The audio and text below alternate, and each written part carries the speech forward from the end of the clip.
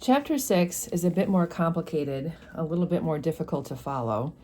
It begins with a reporter showing up at Gatsby's house from New York City to ask if he has anything to say. Apparently, this reporter has heard rumors, as we have been reading as well, that Gatsby is involved in some shady business. It turns out that the reporter's instinct was correct. A lot of people have been talking about Gatsby and wondering what exactly is it that he does. There are more rumors that he is involved with the underground pipeline to Canada. And what this is referring to is another source of alcohol during the Prohibition. Canada definitely did smuggle alcohol into the United States. And during certain times a year, they did it over the frozen lakes of the Great Lakes.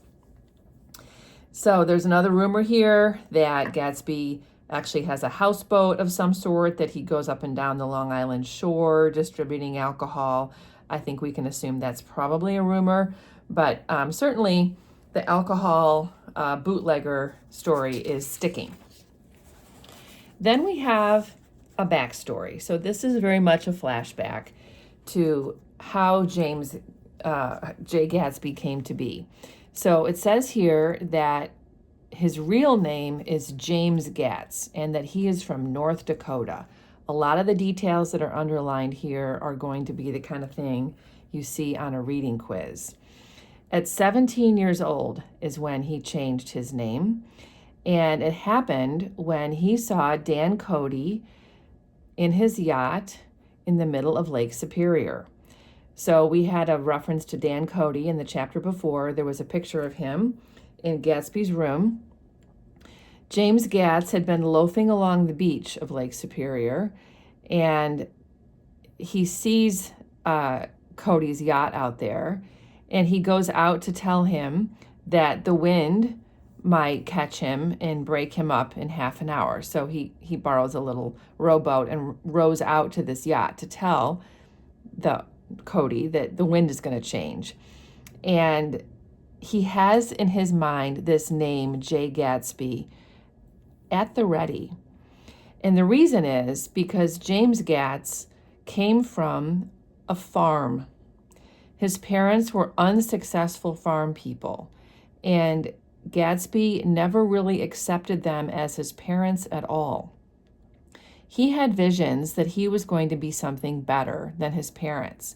He had a platonic conception of himself. He was a son of God. So this is a reference to the fact that Gatsby felt he was destined for something better. This reminds me of Manifest Destiny, which is part of our American story from the mid-1800s, that we were, as a people, believing that we, were destined by God to expand across and head west across the North American continent. Gatsby has some of this same personal feeling about himself. It talks about the fact that he was a clam digger and a salmon fisherman along Lake Superior, that he knew women early and that they spoiled him, and in some ways he liked them but didn't. So Gatsby had some sort of inner conflict about what he really thought about women. I have a question as I'm reading this. It's like, how does Nick know all this stuff? We don't really find out, at this point anyway, how he knows all this. When I read this, it kind of sounds like Fitzgerald himself is telling us this backstory, but we have to remember that Nick is our narrator. Then it talks about how Gatsby ended up at Lake Superior, because remember, he's from North Dakota, which is, I guess it's somewhat close to Lake Superior, but very different kind of place. It says that when he was growing up, his heart was in a constant turbulent riot. And he had these amazing dreams all the time, sleeping and awake, of what he wanted to become. And I think this is a really interesting quote. It says, "For a while, these reveries provided an outlet for his imagination. They were a satisfactory hint of the unreality of reality, a promise that the rock of the world was founded securely on a fairy's wing." This is the kind of quote that shows up, I feel like, a lot in quote tests. It's also a very good piece of evidence for a paper. This really does show the fact that people really relied on their dreams, and that maybe dreams, like a fairy's wing, aren't enough to sort of make a life around. So this is a really interesting paragraph here. Gatsby's instinct toward his future glory led him to St. Olaf College in southern Minnesota. This is a real school. It's a wonderful small school. And he goes there, which in my mind, I'm thinking, well, good. That's a good idea. You know, if you want to be something other than a farm person from North Dakota, you should go to college and get a degree. And that's exactly what he does. But he stays there only 2 weeks. He doesn't like the indifference to the drums of his destiny. He also doesn't like the janitor's work that he has to do, which is how he's actually paying for his degree. So he is so humiliated. You know, he has all these dreams of becoming somebody amazing, and here he is, a janitor, basically doing work study to get through college. And of course, nobody in college sees him as anything special. They just see him as another student. So I, as a reader, think to myself, too bad. Like, he was a quitter. He should have stuck with college. Also, he's kind of a narcissist. Like, he thinks he's all that, and he's sort of disgusted that other people don't see that in him. And so he just quits and he just walks away. He's a drifter. He goes to Lake Superior and he ends up doing basically manual labor. Like when it talks about being a clam digger, being a fisherman, he's working as a crew member on various people's sort of, fishing industry pursuits or whatever. So when he sees this yacht dropping anchor in the shallow area of Lake Superior, it looks pretty good to him. I'm sure this was a pretty fancy looking boat. So we find out that Dan Cody was 50 years old. He was from the Nevada silver fields, and he ends up making a lot of money all around the country in metals, whether it's copper in Montana or the silver in Nevada. He is definitely a millionaire by this point. He also has had other women who have tried to take his money. And the main person we get referred to here is Ella Kay, who was a newspaper woman who played Madame de Maintenon to his weakness and sent him to sea in a yacht were common knowledge to the turgid subjournalism of 1902. So what this is referring to, Madame de Maintenon, is an allusion to Louis XIV's second wife in France. And she was someone who was able to exploit the king's weakness for her own benefit. And this is exactly what Ella Kay is doing too. So Cody has been also sort of, coasting around. And so when he bumps into James Gatz, he sees an opportunity to work with him. So he ends up being impressed by James Gatz, who he believes his name is Jay Gatsby because that's what he told him. So Cody takes Gatsby to Duluth and buys him clothes that make him look like a little skipper on the boat. He gets him a blue coat and 6 pairs of white trousers and a little hat, and off they go to the West Indies. So Gatsby's job was vague. It says he was a steward, he was a mate, he was a skipper, he was a secretary, and even a jailer, because Dan Cody was a drinker. And you can imagine if you have somebody drunk in the middle of the ocean, it could be risky. So he makes sure that Dan Cody doesn't fall off the boat when he's been drinking. They are together on this boat for 5 years, during which time they circle the continent 3 times. And Ella Kay comes on board in Boston, and a week later, Dan Cody dies. So this is mysterious, and no one really knows how or why he dies.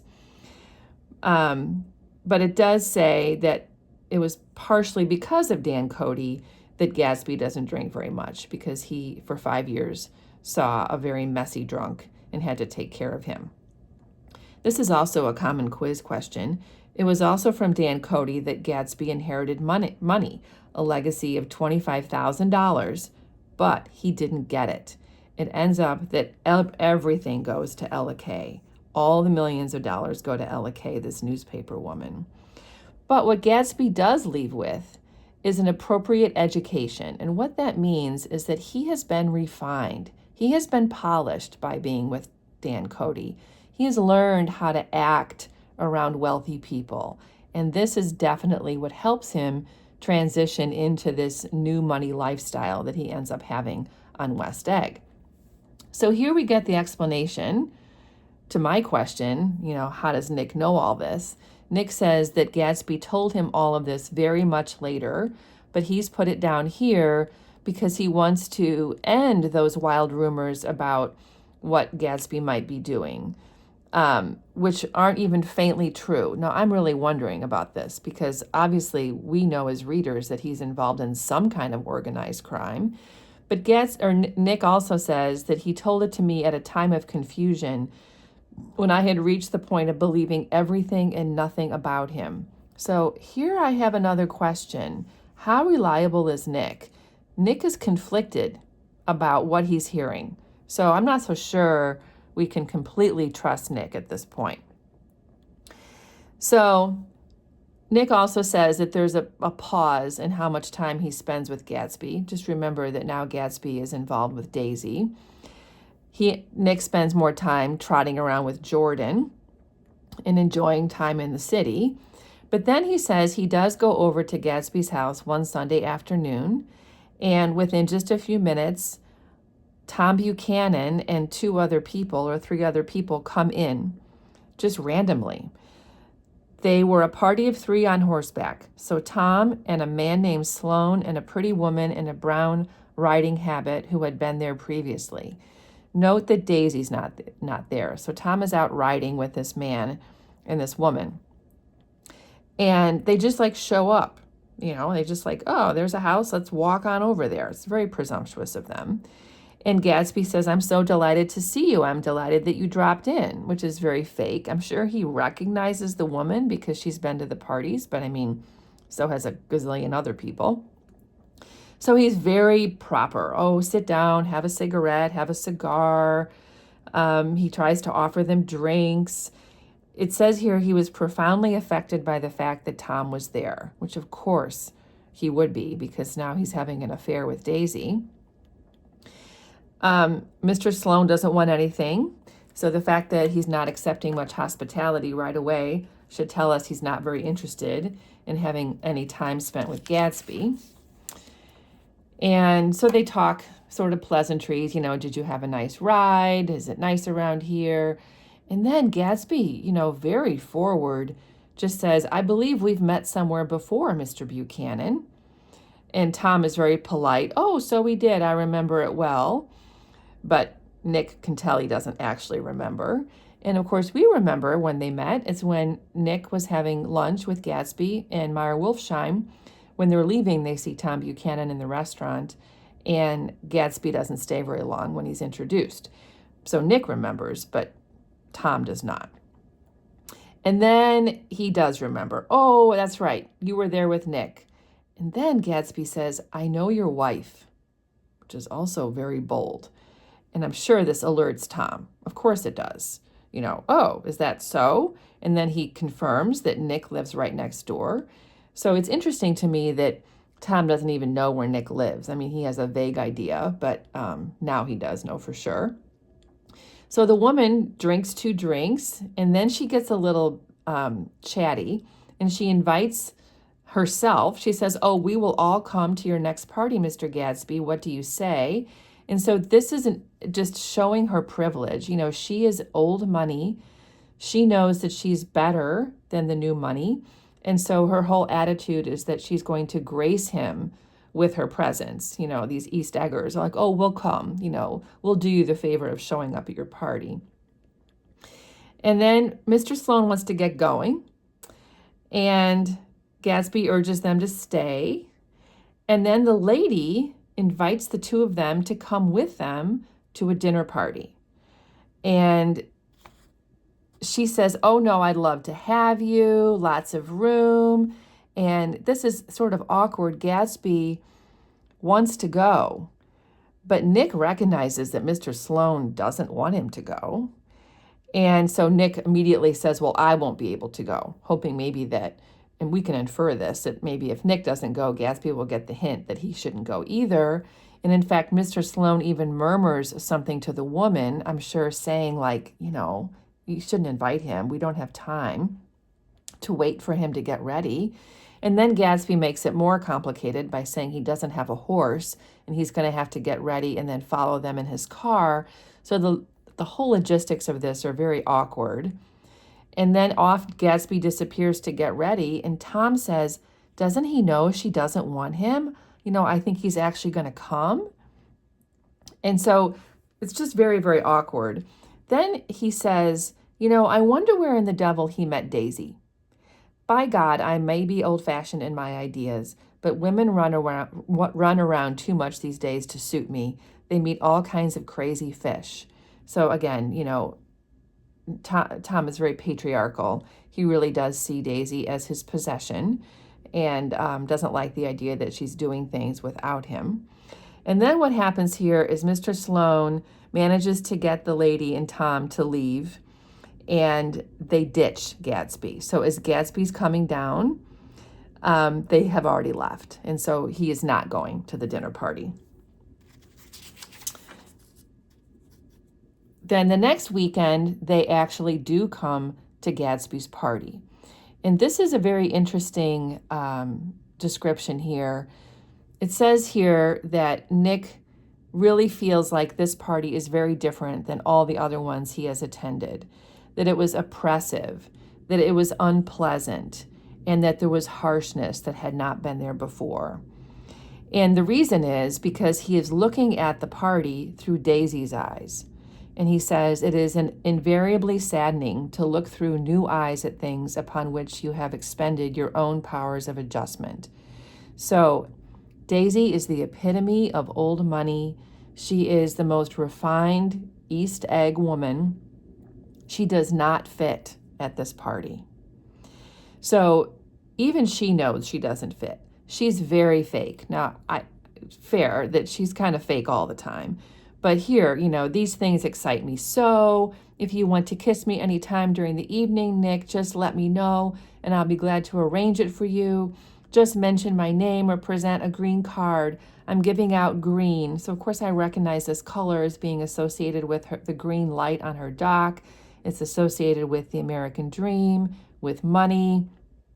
She's very much, trying to exert her privilege and her wealth. So Gatsby's with them, telling her to look around. And Gatsby says, oh, you must see so many faces of people you've heard about. And so he's trying to sort of sell the whole party to her. Tom says, I don't know a soul here. Of course not, because they're old money. And Gatsby points out a woman who is an actress and her director across the way. And then Gatsby starts introducing Tom Buchanan to everybody as the polo player, which is sort of funny. Like, we don't really know what Tom does.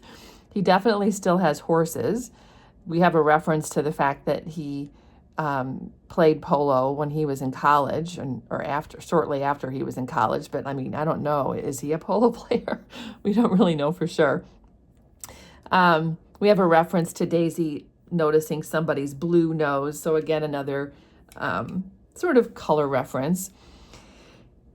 Midway through the party, Daisy and Gatsby leave and they go over to Nick's house to have a quiet moment alone, and they sit on Nick's steps for 30 minutes, and Nick is supposed to make sure that Tom doesn't see them. But Tom is very amused. So now he's having fun. He says to Nick, do you mind if I eat with some other people? This fellow's getting off some very funny stuff. And so Nick is sort of finding these people humorous, these people who were so different from him. Daisy comes back and says, oh, sure. And if you want to take any addresses, here's my gold pencil, makes me think of the new money. She talks about other women being common but pretty.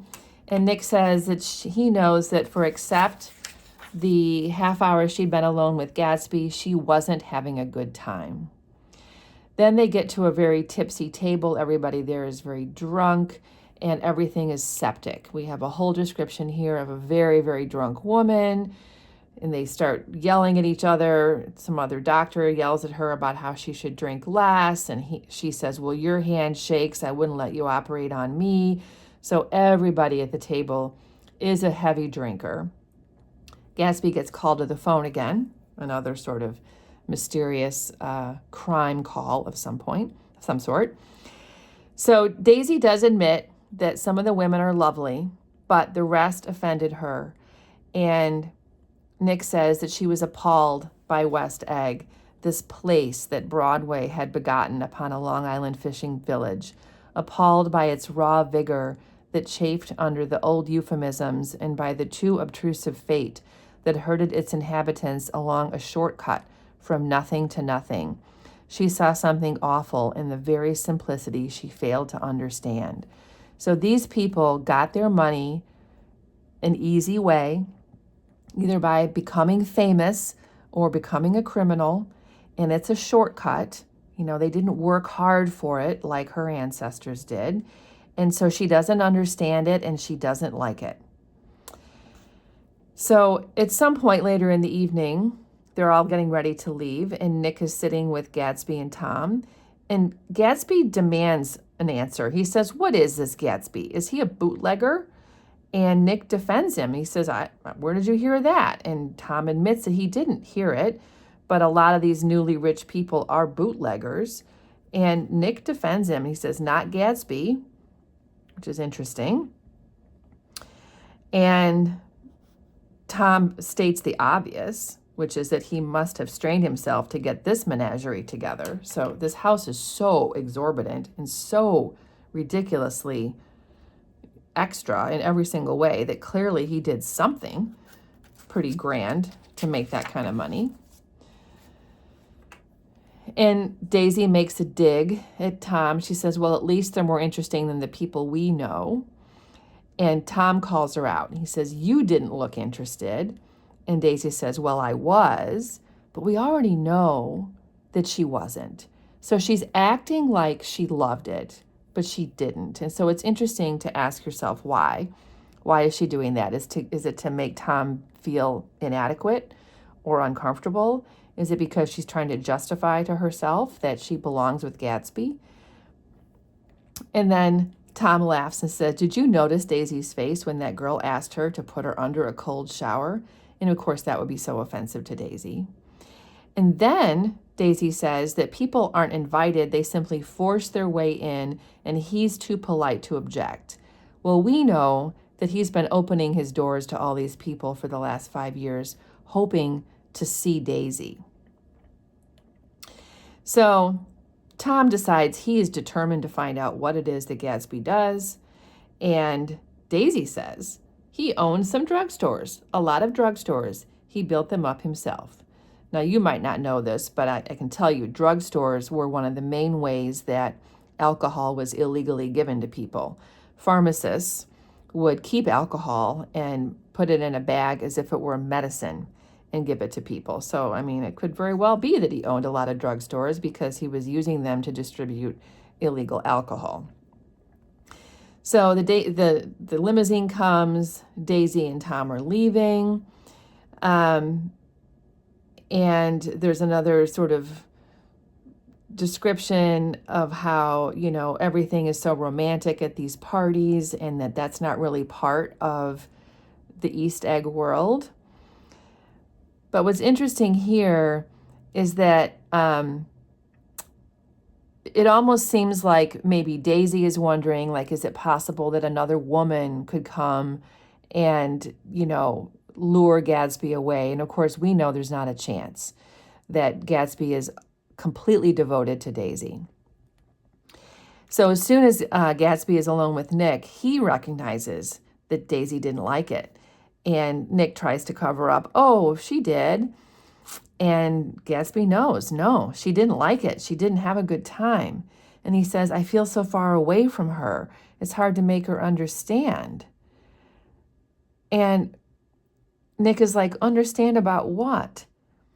And so what's clear to Nick here is that what Gatsby really wants is for Daisy to just break up with Tom and say, I never loved you, and to come and be with Gatsby. And Gatsby says that, he's hoping that he was wishing they could go back to Louisville and be married from her house, just as if it were 5 years ago. And he says, she doesn't understand. We'd sit for hours. It's so clear from this page that Gatsby just wants it to be the way it was when he met her the first time. So Nick says, I wouldn't ask too much of her. You can't repeat the past, which is very reasonable advice. Like, you can't just go back 5 years like nothing has happened. I mean, she's gotten married, she's had a child, she lives in this wonderful place. Like, you can't just pretend none of that occurred. And Gatsby is incensed. He says, can't repeat the past? Why, of course you can. So right away we see that he is delusional. He is such a dreamer, he doesn't realize he can't just undo her entire history. He says, I'm going to fix everything just the way it was before. She'll see. And Nick says, I gathered that he wanted to recover something, some idea of himself perhaps that had gone into loving Daisy. And that's probably true, because we have references from the previous chapter that maybe Daisy was falling short of his dreams. He's been dreaming about her for so long. So we have a flashback here to what it was like when Gatsby first met Daisy, and how he saw her in the night and they walked together in the dark and the moonlight was shining on them. And it says, out of the corner of his eye, Gatsby saw that the blocks of the sidewalks really formed a ladder and mounted to a secret place above the trees. He could climb to it if he climbed alone, and once there he could suck on the pap of life, gulp down the incomparable milk of wonder. So to me, this is a metaphor for wealth, for the kind of life he wants. It's the exact opposite of where he came from, in a small farm in North Dakota. He knew when he kissed this girl, his mind would never romp again like the mind of God. So he really believes that Daisy will satisfy everything that he wants in life. And then he does kiss her, and his lips touch and at his lips' touch, she blossomed for him like a flower, and the incarnation was complete. So he absolutely believes in that moment that he has found the meaning of life. So Nick is sort of disgusted by all this. Nick says, I was reminded of something, an elusive rhythm, a fragment of lost words that I had heard somewhere a long time ago. For a moment, a phrase tried to take shape in my mouth, and my lips parted like a dumb man's, as though there was more struggling upon them than a wisp of startled air. But they made no sound, and what I had almost remembered was uncommunicable forever. Of course, what? I want to know, what is it that this story reminds him of? And the first thing that pops in my mind is the American dream. Like, maybe everyone remembers the American dream, but now it's kind of lost. That's one way to interpret this. Of course, I'm sure there are others. So our new characters here, we get more about Dan Cody.